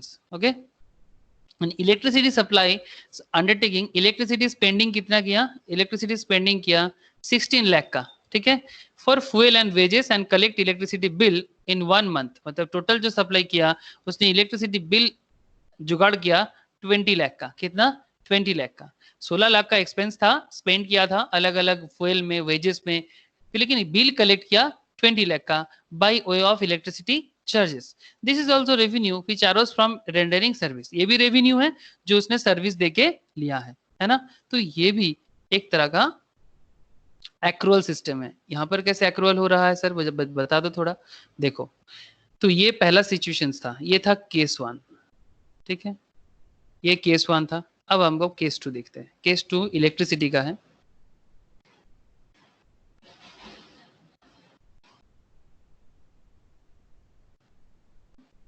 Electricity supply, इसने टोटल एक्सपेंस कितना किया, 16 लाख का, जिसमें इसका क्या क्या है, जिसमें इसका फ्यूल है, अलग चार्जेस है, ठीक है, फ्यूल चार्जेस एटसेट्रा, ये सब मिला के इसने 16 लाख का एक्सपेंस किया। और इसने इलेक्ट्रिक चार्ज कितना लिया कस्टमर से टोटल कुल मिला के किसी मंथ में, 20 लाख का। तो यहां पर भी जब उसने एक्सपेंस किया था, जब उसने सप्लाई दिया था, तो उसने का ड्यू हो गया था, है ना। जैसे ही उसने एक्सपेंस करके सप्लाई दिया, उसका ड्यू हो गया। फिर जैसे ही, जैसे देखना, जैसे इलेक्ट्रिसिटी बिल कभी घर पे देखे हो, इलेक्ट्रिसिटी बिल कभी घर पे देखे हो, तो उसमें देखना एक रहता है, क्योंकि इसमें इलेक्ट्रिसिटी कंज्यूम तो कस्टमर्स पहले कर लेता है, फिर वो चार्जेस जो होता है उसका एक ड्यू डेट के साथ आपको बिल भेजते हैं, फिर उस पर्टिकुलर ड्यू डेट के अंदर आपको इलेक्ट्रिक चार्जेस पेमेंट करना पड़ता है। तो ये 20 लाख क्या हो जाएगा, इलेक्ट्रिसिटी का रेवेन्यू। लेकिन हो सकता है कि कुछ पेमेंट अभी बाकी है, लेकिन फिर भी 20 लाख उसका जो चार्जेस अराइज हुआ है वही उसका ड्यू बेसिस के कारण अराइज हुआ है, कि हाँ मैंने इलेक्ट्रिसिटी तो सप्लाई कर दिया था, लेकिन मेरा ड्यू हो चुका है 20 लाख का। तो 16 लाख का एक्सपेंस था, 20 लाख का ड्यू है, तो उसका रेवेन्यू हम लोग जरूर बोल सकते हैं as per accrual concept, as per accrual concept it's a 20 lakh का रेवेन्यू। समझ में आ रहा है? केस 2 क्लियर है? केस 2 क्लियर है? Yes sir. इजी था, बहुत इजी था। केस 3 देखो, केस 3 में क्या हुआ, mister A invested 1 lakh on in A business. Mister A invest किया 1 लाख बिजनेस में। He purchased a machine paying 1 lakh. He hired it out for 20,000 annually to Mr. B. Rupees 20,000 is the revenue of Mr. A. It arose from the use by others, the enterprise resources. Another accrual concept देखो, another accrual concept. मैं आपको case 3 फिर से समझाता हूँ। Case 3 में देखो क्या हुआ,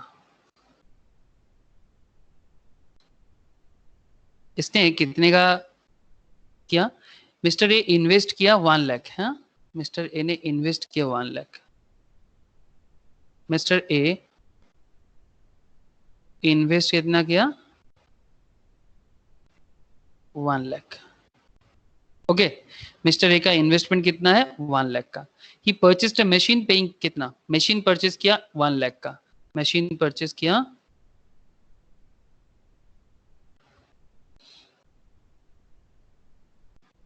1 लाख का। इन्वेस्ट किया मतलब बेसिकली मशीन परचेस कर किया, इसलिए इन्वेस्टमेंट भी 1 लाख का माना जा रहा है। फिर उसने क्या किया, he hired it out for 20,000 annually to mister B. तो उसने क्या किया, ये जो मशीन इसने 1 लाख का मशीन परचेस किया, इसने क्या किया, मशीन्स को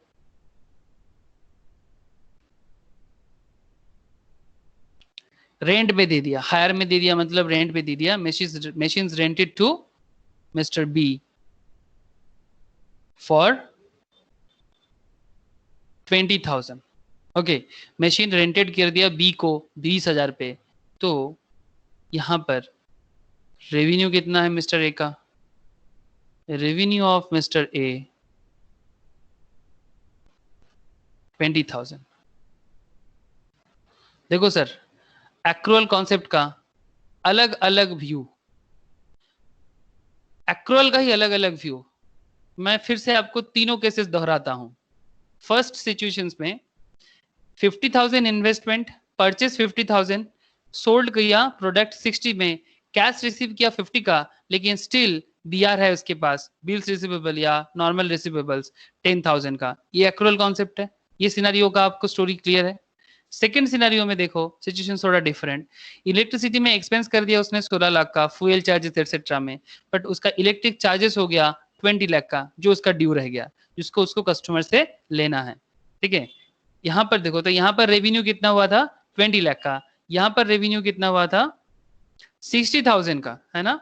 50 का प्रोडक्ट सोल्ड कर रहा था 60 में, रेवेन्यू हो रहा था 60 का, यहाँ पर 16 लाख इन्वेस्ट करके 20 लाख का चार्जेस हुआ, यहाँ पर उसका रेवेन्यू कितना जनरेट हो रहा है 20 लाख का।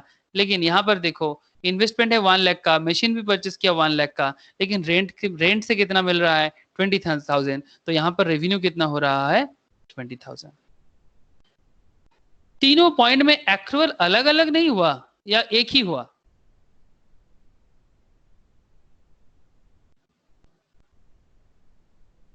हेलो, क्या लगता है आप लोगों को, क्या तीनों केसेस अलग नहीं था?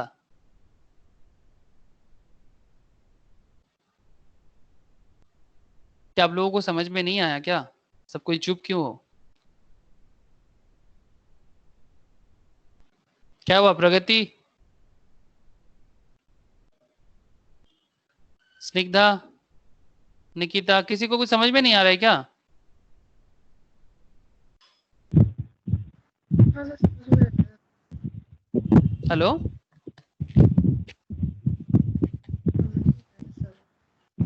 है। समझ में आ रहा है? हम्म। ओके, मतलब मैं बेसिकली ये पूरा का पूरा जो तीनों केसेस था, तीनों केस का स्टोरी तो क्लियर है ना। पूरा तीनों केसेस में एक्रूअल कॉन्सेप्ट डिफरेंट सिनेरियो में डिफरेंट टाइप पे एक्रूअल हो रहा है। थर्ड केस में देखो आपका रेंट मतलब मशीन रेंट में दी के आपका इन्वेस्टमेंट 1 लाख का था, आपने मशीन भी 1 लाख का परचेस किया, बट क्योंकि बिकॉज आपका रेंट अमाउंट 20,000 है जो आपका रेवेन्यू है, तो आपका एक्रू भी रेवेन्यू होगा जो 20,000 का है, आपका इन्वेस्टमेंट या परचेस आपके रेवेन्यू के अंदर नहीं आएगा। लेकिन यहाँ पर आपका 50,000 का इन्वेस्टमेंट था, परचेस भी आपका 50,000 था, लेकिन आपने सेल किया 60,000 का, तो आपका रेवेन्यू होने का चांसेस क्या है 60, जिसमें आपको 50 करेंटली मिला है और बाकी 10,000 आपका ड्यू है ना। तो ये भी एक एक्रूअल है। अनदर सिनेरियो, ये वाला सिनेरियो, यहाँ पर आपने 16 लाख का, सॉरी ये वाला नहीं, ये वाला,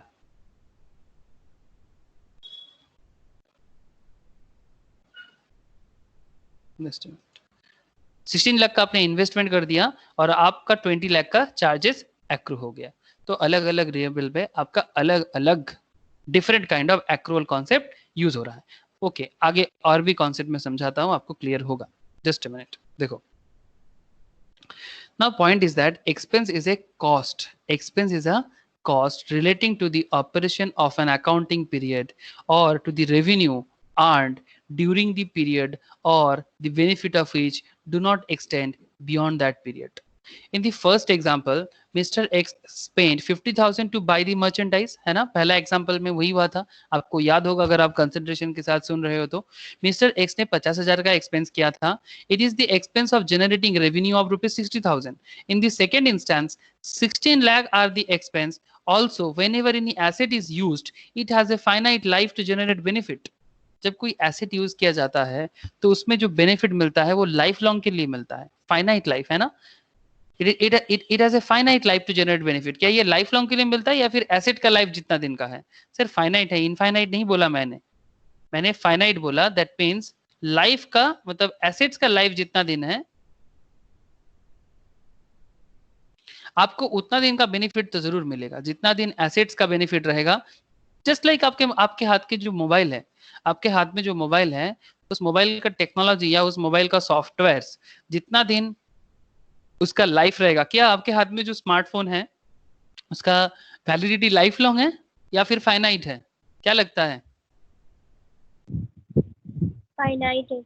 फाइनाइट है। तो जितना दिन आपका मोबाइल आपको बेनिफिट देगा उतना दिन आप उस मोबाइल से अपना बेनिफिट ले सकते हो।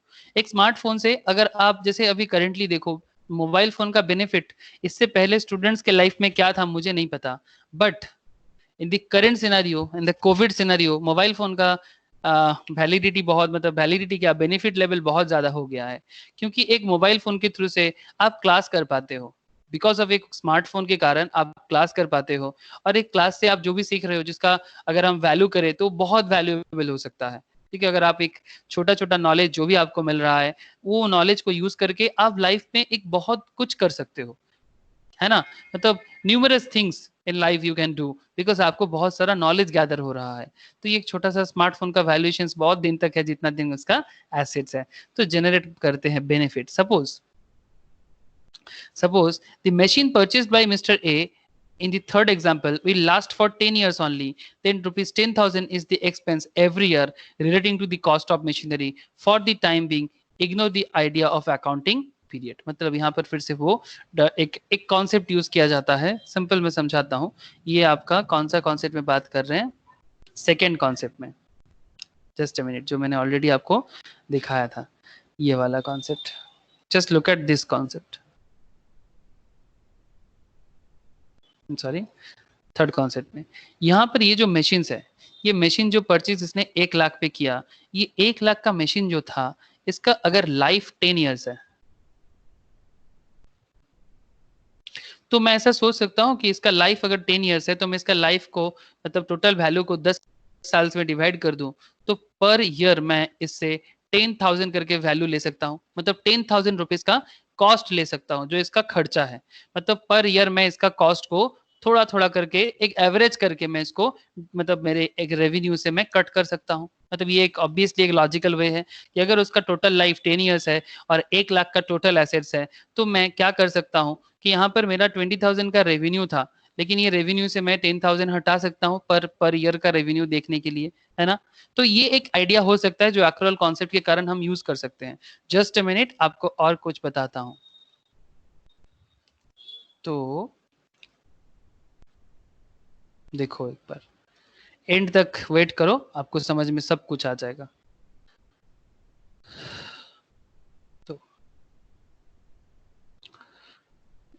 तो इन दी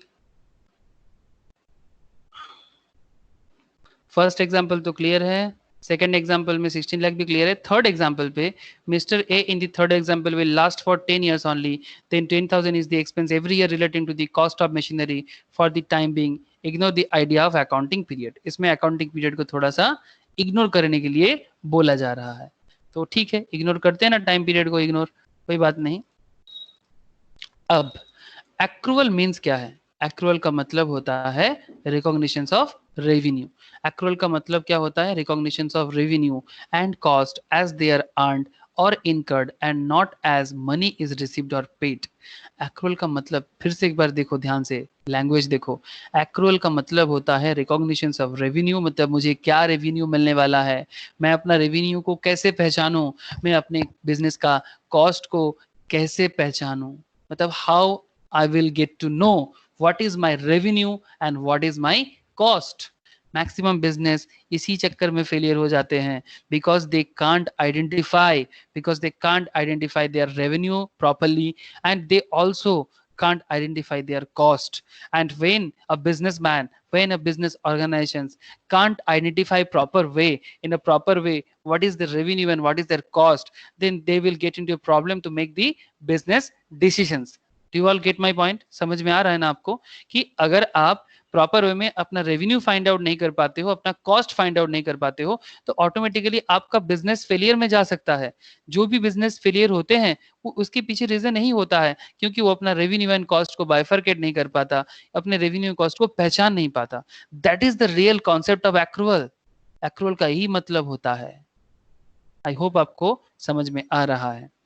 as they are earned or incurred, लेकिन मैक्सिमम केस में देखो क्या क्या लॉजिकल वे में लाइन को लिखा गया है। Not as money is received और पेड।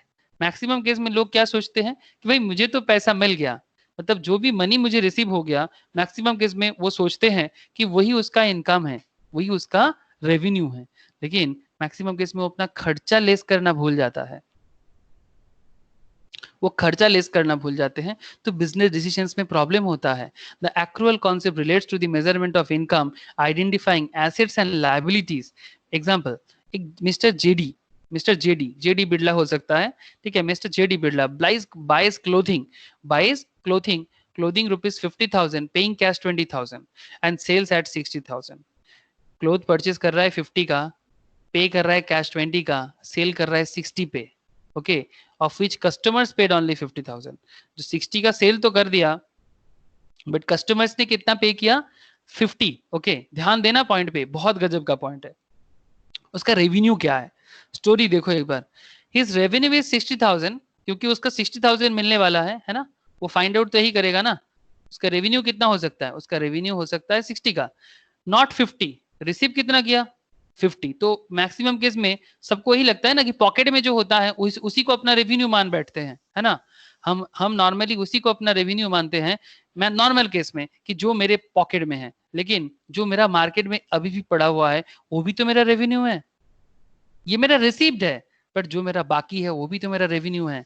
तो जो टोटल अमाउंट में आपको मिलने वाला है 60, तो आप टोटल रेवेन्यू मानोगे 60, तो आपको हिसाब भी रहेगा ना कि भाई अभी भी 10,000 मिलना बाकी है।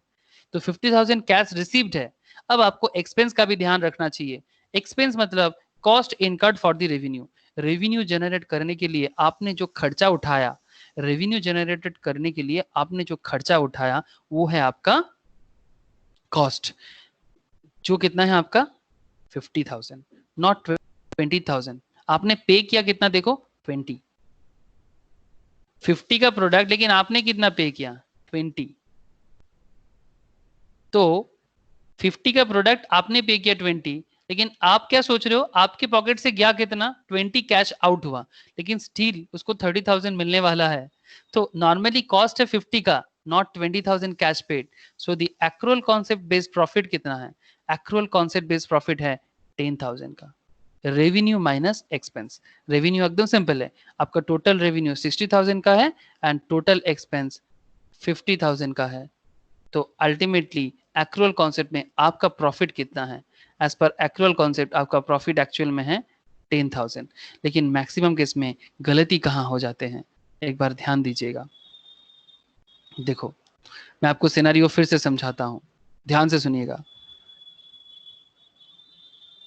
क्लोथ का परचेस कितना है?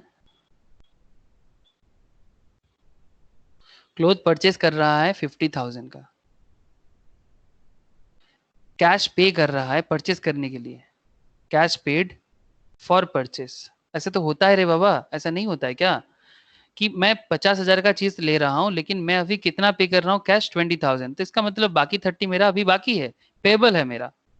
ओके, मैं 50,000 का प्रोडक्ट सेल कर दिया। गजब गजब बिजनेसमैन गजब गजब दिमाग लगाते हैं। आपका सोल्ड अमाउंट कितना है? सोल्ड अमाउंट है 60,000 का, बट कस्टमर ने आपको पे किया, कस्टमर ने कितना पे किया? 50K का, 50,000 का। ठीक है, आप क्या सोच रहे हो, आपका कस्टमर्स ने आपको पेमेंट किया 50,000, और आपने आपने आपने जहां से, मतलब कस्टमर्स मतलब ये आपका कौन है? Debtor. Okay, this is your debtor. Debtor ने आपको पेमेंट कितना किया? डेटर ने आपको पेमेंट किया 50,000 का, और आपने अपने क्रेडिटर को पेमेंट कर दिया 20,000 का। नॉर्मल बिजनेसमैन, मतलब जो दिमाग प्रॉपरली नहीं लगाता है, ठीक है, नॉर्मल बिजनेसमैन क्या हिसाब लगाएगा? उसका कितना प्रॉफिट है वो हिसाब नॉर्मली ये लगा सकता है कि 50,000 आया है ना, 50,000 उसने रिसीव किया, ये कैश रिसीव है ना, ये कैश रिसीव है 50,000, और उस पे से कैश गया कितना? 20 का। तो 50,000 माइनस 20,000 इक्वल्स टू 30,000। ये कॉन्सेप्ट होता है कि नहीं होता? नॉर्मल बिजनेस में नहीं सोचेगा ना कि भाई 50,000 का मेरे पास आया, 20,000 का मेरा गया, तो अल्टीमेटली 30,000 का वो प्रॉफिट सोच के बैठेगा। ये हो सकता है, लेकिन एक्रूअल कॉन्सेप्ट क्या बता रहा है? एक्रूअल कॉन्सेप्ट बता रहा है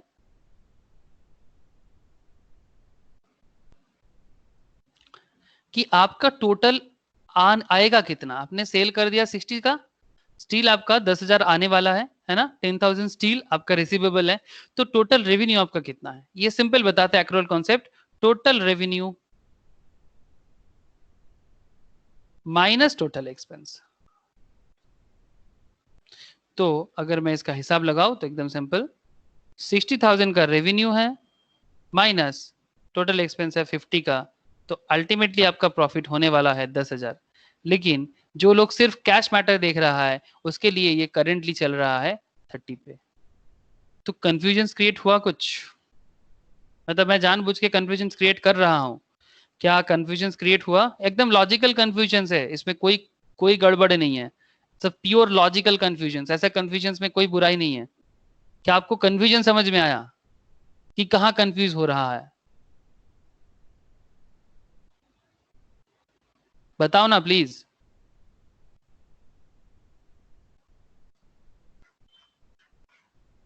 हेलो,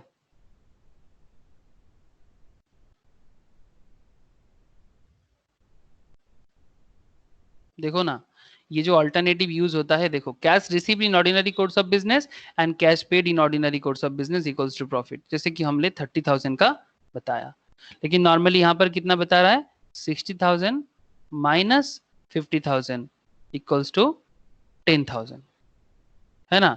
एक तरफ आ रहा है 10,000, एक तरफ आ रहा है 30,000। जो अल्टरनेटिव कैश बेसिस सिस्टम है, जो कैश बेसिस में मेंटेन कर रहा है, उसका प्रॉफिट दिखा रहा है 30,000 का, और जो एक्रोल बेसिस मेंटेन कर रहा है, उसका प्रॉफिट दिखा रहा है 10,000 का।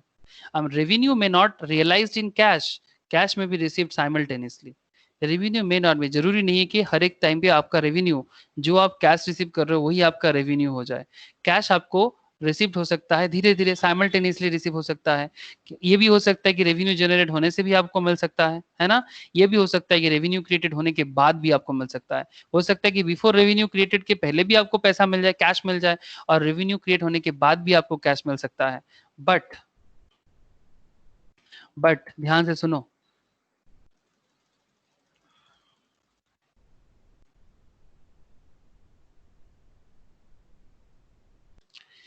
expense may not be paid in cash, cash may be paid simultaneously। expense may not be paid in cash, जरूरी नहीं कि expense भी आपने कैश में पेमेंट कर दो, कैश भी आप धीरे धीरे धीरे धीरे पेमेंट कर सकते हो। आपका एक्सपेंस हो चुका है, लेकिन सिंपल है रे बाबा, एक्सपेंस हो चुका है लेकिन कैश नहीं दिया आपने।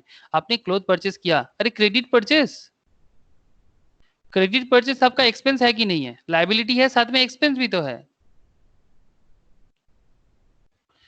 हेलो, क्रेडिट परचेस में एक्सपेंस है कि नहीं? Yes, sir. क्रेडिट परचेस में एक्सपेंस है आपका, आप परचेस कर रहे हो, परचेस है मतलब एक्सपेंस है, क्योंकि आप उधार में कर रहे हो, दैट्स व्हाई एक्सपेंस तो है, साथ में लायबिलिटी भी है। आप बिजनेस करने के लिए कहीं से रॉ मटेरियल परचेस कर रहे हो, लेकिन आपने उसको पेमेंट अभी नहीं कर रहे हो, तो आपका कैश नहीं जा रहा है। ऐसा तो हमने अकाउंटिंग इक्वेशंस में करके आया कि नहीं आया?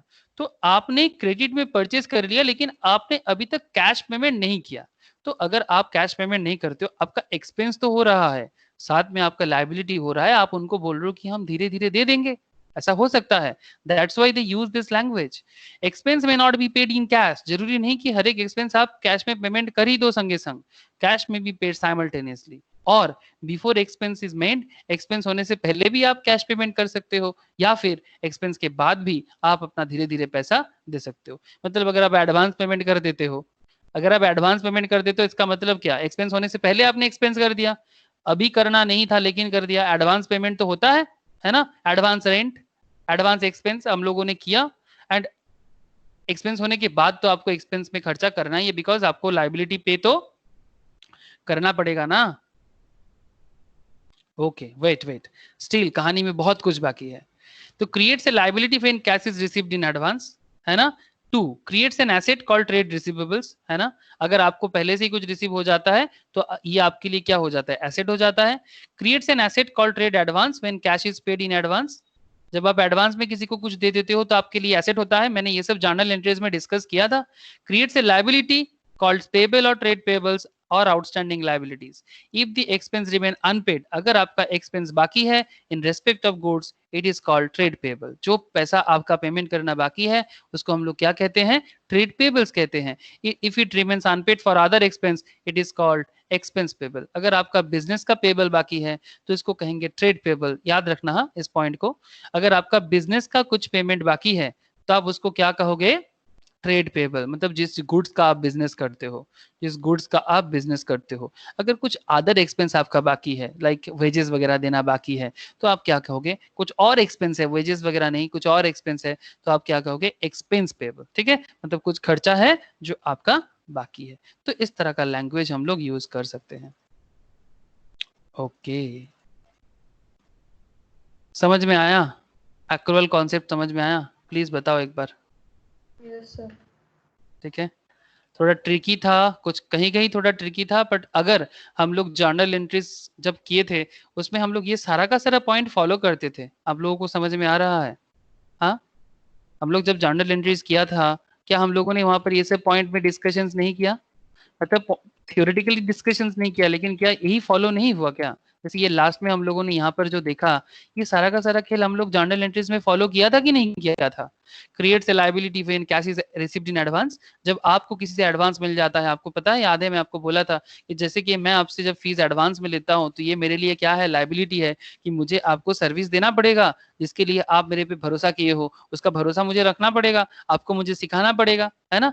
तो जैसे डॉक्टर के पास अगर जाके आप पहले फीस भर देते हो तो ये डॉक्टर का लायबिलिटी होता है कि नहीं होता, कि वो अपने पेशेंट्स को देखे। जैसे क्या होता है ना, हॉस्पिटल्स में एडमिशन लेने से पहले आपको एक एडवांस अमाउंट देना पड़ता है, तो इसीलिए हॉस्पिटल्स लायबल होते हैं कि आपका जो भी प्रॉब्लम है वो ठीक करे, है ना? तो creates a liability when cash is received in advance. Point 2, creates an asset called trade receivables. जब एसेट क्रिएट होता है तो उसको क्या कहते हैं? Trade receivable. मतलब मुझे पैसा मिला नहीं, मिलने वाला है। ठीक है, I will get, I will not receive now, but I will get. Okay, trade receivables. B1 creates an asset called trade advance. जब आप asset create करते हो तो trade advance होते हैं.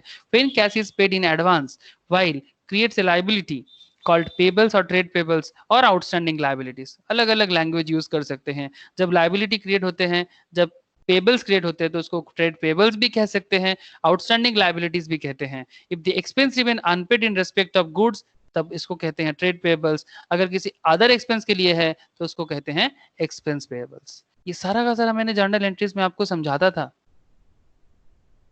अगर आपने भूल गया जर्नल एंट्री, फिर से देखो एक बार, आपको फिर से याद हो जाएगा। लेकिन ये था overall accrual concept of system. Accrual concept का सिस्टम आपको मैंने समझाया। ठीक है, ओके। मैं और ज्यादा लोड आपको आज नहीं देने वाला हूँ। और भी बहुत सारा कॉन्सेप्ट है जो धीरे धीरे मैं आपको बताने वाला हूँ, एकदम हड़बड़ी नहीं करूंगा, क्योंकि मैं मेनली समझाना चाहता हूँ, सिखाना चाहता हूँ। आप चाहे तो मैं आपको स्टडी मैट शेयर करता हूँ, आप एक बार मतलब खुद से गो थ्रू कर सकते हो, उसमें no problem is there. But मेरा अंडरस्टैंडिंग के लिए मैं क्लास में आपको स्लोली ही समझाऊंगा, बिकॉज मैं नहीं चाहता कि अंदर का एक भी बात आपके लिए छूट जाए। मैचिंग कॉन्सेप्ट अभी समझाने चालू करूंगा, आपके दिमाग के ऊपर से जा सकता है आज, क्योंकि ऑलरेडी एक्रुअल में कुछ भारी हो सकता है, तो मैं धीरे धीरे बाकी कॉन्सेप्ट भी आपको समझाऊंगा। तो जाके आपका अकाउंटिंग एकदम, आप अकाउंट्स में राज करोगे सर, मैं आपको कह सकता हूँ।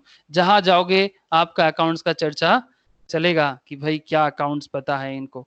मैं कोशिश करूंगा सर, क्योंकि आपका सक्सेस मतलब मेरा सक्सेस, मतलब मैम का सक्सेस। ओके सर, तो समझ में आया? ठीक है, ठीक है ना सर? प्लीज बताओ। Yes sir. है सर। Yes sir.